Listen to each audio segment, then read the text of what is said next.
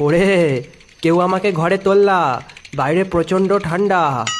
আর তোরা আমাকে চ্যাংদোলা করে ফেলে কোথায় গেলি? খালি গায়ে এই কনকনে শীতে তোদের কোনো জ্ঞানাক্কেল নেই নাকি? একটা করে তো সোয়েটার টুপি আমাকে আর আমার ময়ূরকে পরিয়ে আনতে পারতিস নাকি? দেখ, আমার সাথে আমার ময়ূরটাও কেমন ঠান্ডায় কাঁপছে। তোরা সবকটা হলো কিপ্টের দল।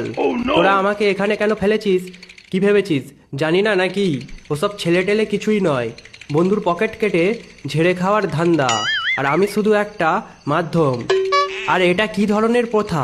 একটা কথা জিজ্ঞাসা করি, তোদের কি মনে হয় আমি ছেলের ফ্যাক্টরি? আর তোরা কি কার্তিক মাস এসে গেলেই ছেলে ডেলিভারি সেন্টার খুলিস নাকি?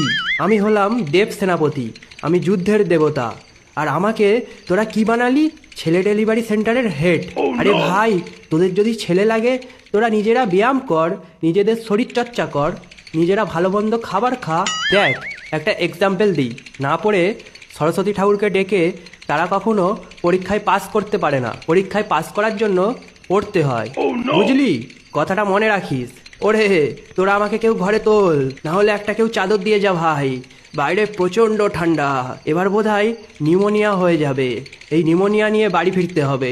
কোন মালটা বেশ বলেছিল মামার বাড়ি ভারী মজা, সেই মালটাকে হাতের কাছে পাই। হ্যাঁ,